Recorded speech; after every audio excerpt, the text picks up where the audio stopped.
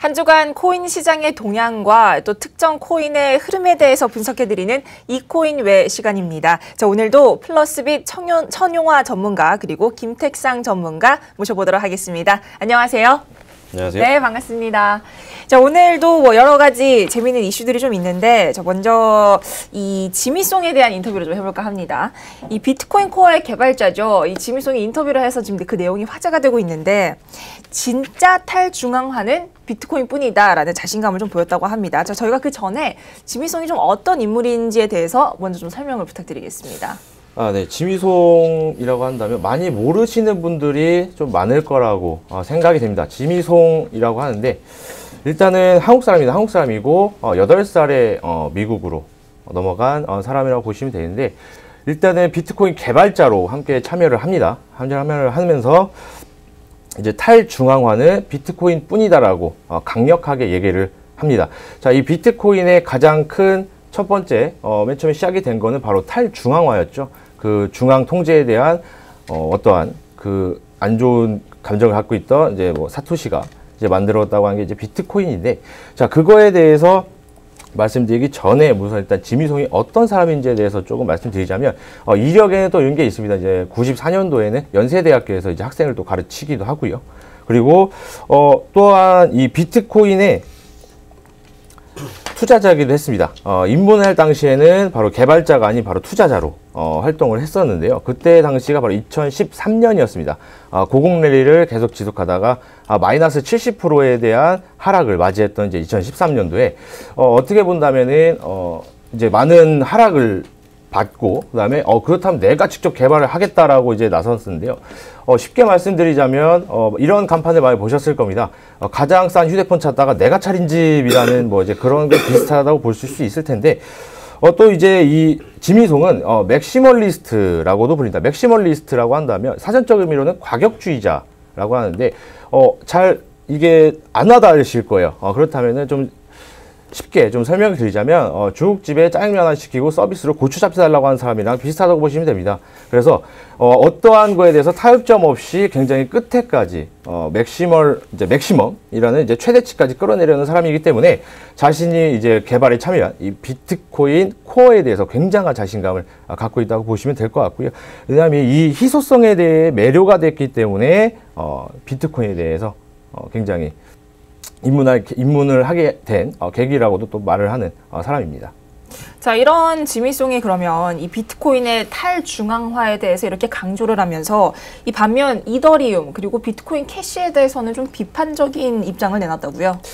네, 맞습니다. 지금 지미송이 가장 강조하는 것은 바로 탈중앙화입니다. 그런데 이더리움과 비트코인 캐시는 바로 이 중앙화를 앞당기고 조장하는 코인이라고도 얘기를 했는데요.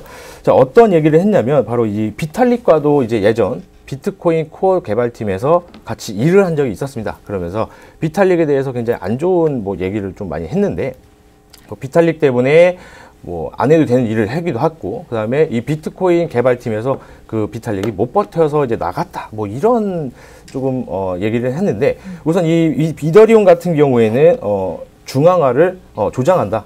예를 들어서 비탈릭이 범인한테 납치가 되고 그 납치범이 원하는 쪽으로 이제 통제를 가한다면 그것은 이제 어떻게 방도가 없다. 막 찍어내고 이더리움 코인을 찍어내고 최근에 이슈가 된 사건이 있었죠. 바로 삼성증권에 대한 사건도 똑같이 그런 이제 중앙화에 대한 그런 안 좋은 감정을 굉장히 지미송이 이제 강조를 하는데요. 그렇다는 것은 이제 비트코인 중앙화가 되는 비트코인은 할 이유가 없다라고도 말을 하면서 이제 이더리움과 이 비트코인 캐시에 대해서 굉장히 안 좋은 감정을 표현을 했습니다. 그다음에 이제 좋은 얘기만 이제 비트코인 코어에 대해서 좋은 얘기만 한 건 아니고요. 이런 질문이 있었습니다. 그렇다면 비트코인 코어 굉장히 유망한 그리고 앞으로 이제 성장 가능성이 좋겠네요. 라는 질문에 한 가지 장애물이 있습니다. 그것은 바로 기술자가 부족하다는, 개발진이 부족하다는 그런 장애물이 있는데 그것만 어느 정도 해소가 된다면 어느 정도 성장 가능성이 굉장히 풍부하다고 또 얘기를 또 했습니다. 네, 알겠습니다. 자, 그럼 여기서 저희가 비트코인과 비트코인 캐시 그리고 이더리움까지 좀 함께 차트도 부탁드리겠습니다. 자, 안녕하세요. 플러스벤 이제 1000% 전문가입니다. 자, 일단 오늘 뭐 기술적 분석으로 비트코인과 이더리움, 비트코인 캐시 이렇게 이제 세 가지 한번 동시에 이제 보도록 하겠습니다. 자, 이제 화면에 이제 뭐 비트코인 현재 차트가 이제 뭐 보여지는데요. 자, 어제 이후로 굉장한 이제 매수세가 이제 들어오면서 엄청난 이제 급상승을 한번 이제 보여준 적이 있습니다. 일단 뭐 그 안 좋은 뭐 찌라시로 이제 인용을 하자면 소로스라든지 이제 록펠러 재단에서 투자 자문회사를 이제 앞당겨서 이제 시장가로 엄청나게 이제 비트코인 이제 매수세가 이제 들어왔다 이렇게 이제 뭐 보시면 될 것 같은데요.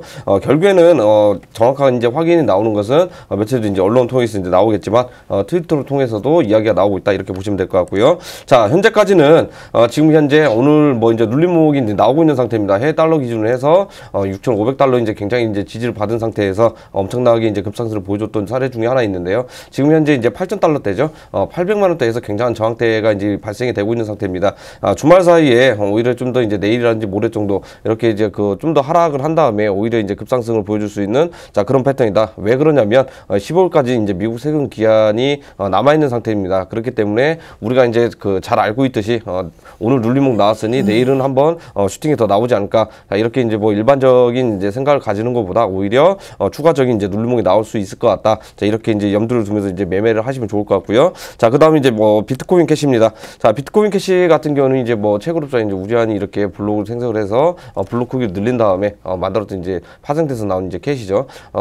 그 단기적으로 보면은요, 호재거리로 이제 이야기를 이제 말씀드리면 비트코인 캐시도 이제 선물이라든지 이런 부분도 이야기가 조금씩 나오고 있는 상태다. 아직까지는 뭐 그 구체화된 건 아니지만은요. 그리고 또 이제 한번 이슈가 있는 게 ETF 상장이 있습니다. ETF 상장만 이제 이게 승인이 떨어진다 그러면 증권거래 이제 선물위원회에서 이런 부분도 이제 상품화해서 엄청나게 이제 만들 가능성이 높다 이렇게 이제 보시면 될 것 같고요. 아직까지는 수급적인 부분들이 많이 좋은 편은 아닙니다. 왜 그러냐면 이제 그 단기 고점인 300만 원대에서 이제 엄청나게 내려왔기 때문에 오히려 이제 매수라든지 이런 부분도 좀 약한 상태고요. 비트코인 하나만 이제 올라간 상태에서 분위기 타서 올라간 거기 때문에 이런 부분도 참고하시면 좋을 것 같고요. 말 그대로 이제 이더리움입니다.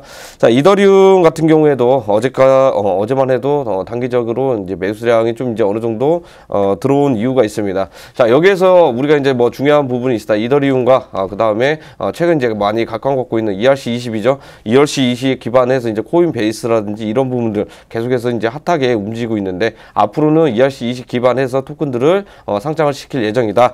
이렇게 이제 말들이 많이 나오고 있습니다. 이더리움 위상이 좀 약간 어떻게 이제 그 휘청거리는 그런 사안이라고 보시면 되는데요. 지금 이더리움 같은 경우는 이제 포우 방식입니다.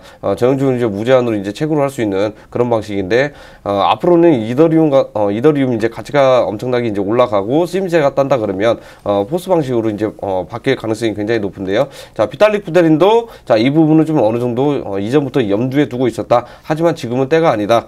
이렇게 이제 보고 있습니다. 그리고 이제 한 가지 이제 뭐 그 악재라고 치면은요. 그 우지한이죠. 채굴업자인데요.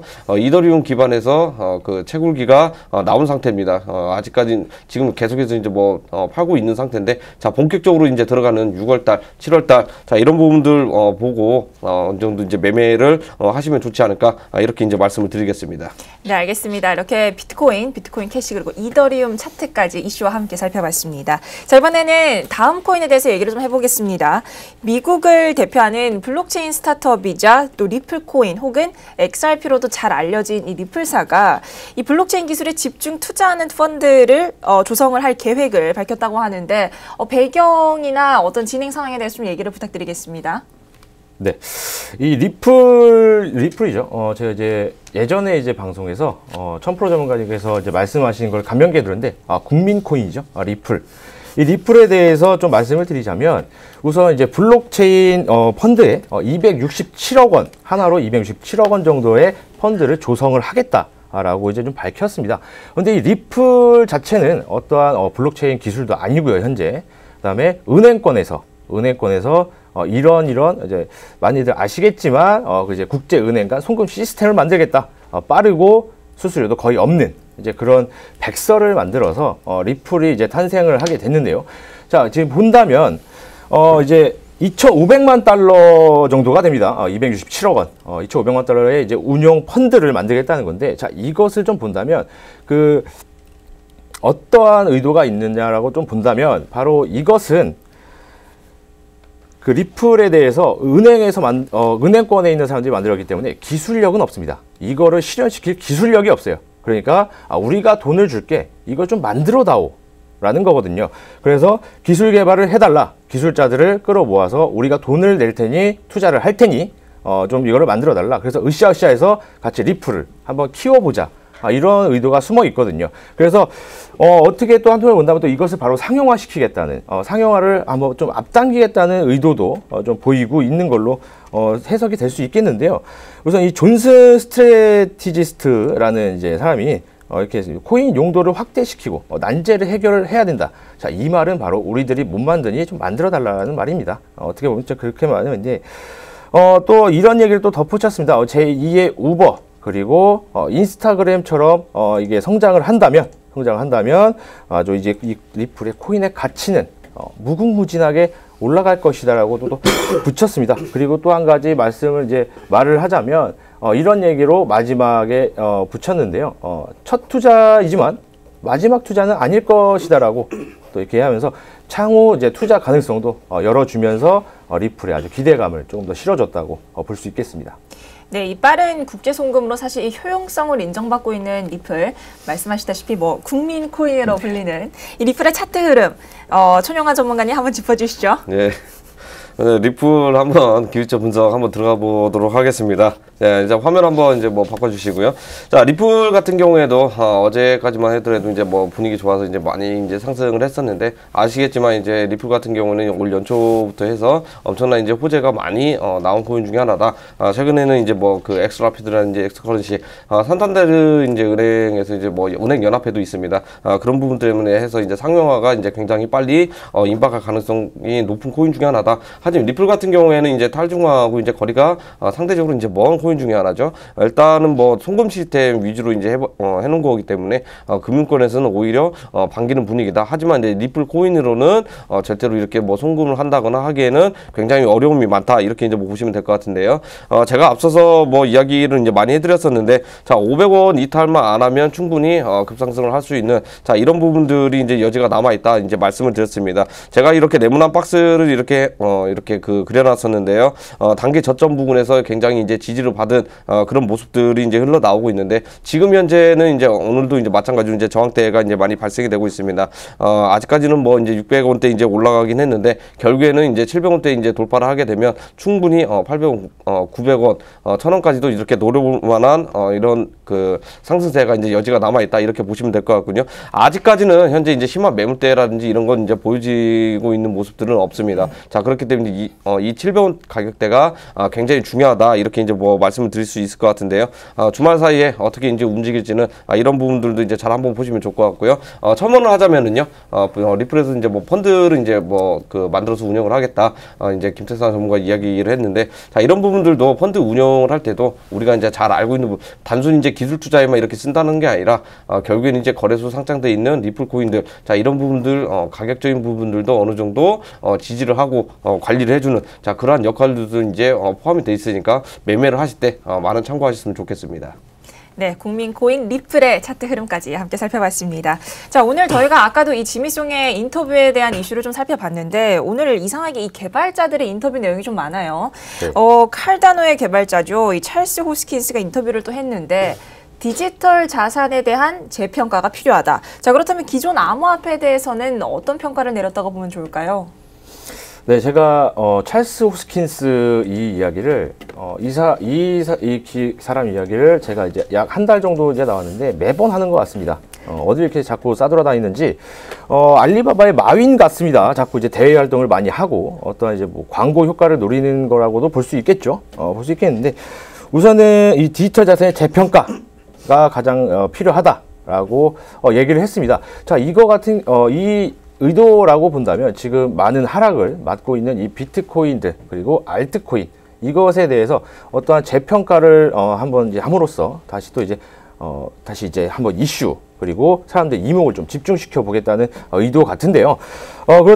그런데 이제 그 찰스 호스킨스는 인터뷰 내용에서 바로 이제 라이트코인, 그다음에 대시, 시빅, 리플에 대해서는 굉장히 긍정적인 평가를 내놓았습니다. 그 평가를 내린 거에 대해서는 바로 이제 확장성과 호환성에 대해서 지금 카르다노는 많이 부족하지만, 그리고 다른 코인들은 부족하지만 이 라이트코인, 그 다음에 대시, 시빅, 리플에 대해서는 확장성이 굉장히 아직 열려 있다. 그리고 만약에 이거를 개발을 계속 진행을 해서 마지막에 상용화가 된다면, 상용화를 실생활에 많이 이제 밀접하게 상용화가 된다면 이 코인들 같은 경우에는 이제 크게 성공할 수 있겠다라고 이제 하면서 재평가를 요구를 하는 게 있었습니다. 그리고 이제 이더리움과 호환이 가능해지고, 그다음에 이제 더 빠르고 간편한 플랫폼들이 나온다면 구글과 같은 플랫폼들이죠. 구글이라고 이제 표현을 직접 했습니다. 구글과 같은 플랫폼이 나온다면 정확하게 기간을 찍었는데 바로 3년 후에 이제 카르다노는 굉장히 주목을 받을 것이고 카르다노로 돈을 빌려주고 돈으로 갚는 이런 형태를 띌 것이라고 아주 자신 있게 얘기를 하면서 재평가가 필요하다고, 시급하다고 얘기를 했습니다. 네, 그러면 이렇게 좀 긍정적인 평가를 받은 코인들이죠. 라이트코인, 대시, 시빅, 그리고 칼다노까지 한번 차트 흐름 분석을 좀 부탁을 드리겠습니다. 네, 이제 우리가 이제 많이도 이제 가지고 있는 카르다노 먼저 이제 보도록 하겠습니다. 카르다노가 이제 곧 에이다 코인이죠. 자, 어제 마찬가지로 이제 전체적인 코인들 자체가 많이 상승을 이제 보여준 건 맞습니다. 220원 부근에서 이제 굉장히 이제 저항대가 심하다. 저항대가 이렇게 이제 특정 가격대 심하다라는 말은 이제 매물대 이제 물량들이 굉장히 심하다, 이렇게 이제 보시면 될 것 같은데요. 올라갈만 하면은 눌려주고, 올라갈만 하면 눌려주고, 이런 뭐 흐름들이 이제 많이 보여주고 있는 상태입니다. 찰스 호스킨스는 여기저기 이제 나라 돌아다니면서 이제 미더비라는 이제 컨퍼런스 하는 건 좋은데 먹방만큼은 좀 이제 안 찍었으면 좋겠다, 이렇게 이제 뭐 말씀을 드리겠고요. 자, 다음으로는 만약에 220원대 이렇게 이제 강력하게 이제 뭐 돌파 상황이 나온다 그러면 300원까지도 이제 노려볼 수 있는 그러한 흐름들이 이제 많이 보여지기 때문에 참고하시면 좋을 것 같고요. 자, 그 다음에 라이트코인 한번 보도록 하겠습니다. 자, 라이트코인 결국에는 뭐 한번 라이트페이 출시한다고 했었는데 찰리리가 결국에는 실패로 돌아갔다. 누구든지 간에 이제 다 알고 있는 내용 중에 하나가 있습니다. 자, 하지만 이제 뭐 호재도 있습니다. 호재긴 한데 이런 부분들은 시장에 코인에 이제 적용이 안 되는 부분인데요. 자, 코인월드에 하반기 때 이제 상장을 하겠다. MO를 이렇게 전략적으로 재료를 이렇게 맺었다, 이렇게 보시면 될 것 같은데요. 뭐 12만 원. 자, 결국에는 이제 12만 원 가격대는 이제 강력하게 이제 지지를 받아주면서, 자, 이런 부분들 가격만 안 깨진다 그러면은요 15만 원 넘어서는 20만 원까지도 단기적으로 급상승을 한번 노려볼 수 있다, 이렇게 이제 보시면 될 것 같고요. 자, 대시코인. 자, 대시코인 보겠습니다. 전통적으로 이제 익명성을 강조한 코인입니다. 다크코인이죠. 뭐 안 좋은 식으로 이제 말하면 뭐 해커들이 이제 가장 좋아하는 코인 중에 하나다, 이렇게 보시면 될 것 같은데, 다크코인들 특징들은 뭐 항상 있습니다. 왜 해커들이 좋아할까? 그만큼 기술력이라든지 이런 부분들 좋은 코인들이다, 이렇게 보시면 될 것 같고요. 자, 결국에는 이제 뭐 30만원대 대장입니다. 대시코인 30만원대 이탈을 안 하는 선에서 40만원까지 이제 단기적으로 이렇게 한번 이제 가격적인 부분도 이제 노려볼 수도 이제 있을 것 같은데, 아직까지는 전 세계 이제 국가에서 이런 다크코인들 안 좋은 시각으로 이렇게 많이 바라보고 있는데, 이런 부분도 이제 매매하셔가지고 참고하시면 좋을 것 같고요. 엄청나게 급상승을 보여주는 코인들은 아니다, 이렇게 이제 보시면 될 것 같습니다. 자, 그다음 이제 마지막 이제 시빅 한번 보도록 하겠습니다. 시빅 코인은 이제 뭐 BTC 마켓이 있는데, 이게 이 BTC 마켓 같은 경우는 이제 원화마켓 좀 이제 뭐 다른 부분들이 있죠. 약 3일 전에 엄청난 이제 매수량이 이제 보여준 다음에 지금 현재 이제 박스권 흐름들이 이제 보여지고 있는 상황입니다. 자, 앞전에 어떤 모습들이 이제 많이 보여줬었냐? 이제 강력하게 거래량을 이제 동반을 해서 매수자가 이제 많이 들어오고 있는 모습입니다. 3일 전에도 이제 마지막으로 이렇게 많이 들어왔었는데, 이런 부분들 주말에 이제 뭐 한번 이슈가 나올 수 있고요. 또는 다음 주 중으로 한번 급상승을 이렇게 보여줄 수 있는 그러한 패턴들인데, 결국에는 언제 될지는 이런 시간적인 이제 문제가 이제 필요할 것 같고, 만약에 이제 보유를 하고 있다 이러신 분들은 조금만 기다리시면 수익으로 이렇게 엄청나게 크게 뭐 가져갈 수 있지 않을까, 이렇게 이제 말씀을 드리겠습니다. 네, 지금까지 이코인 외 플러스빗 천용화 전문가 그리고 김택상 전문가와 함께했습니다.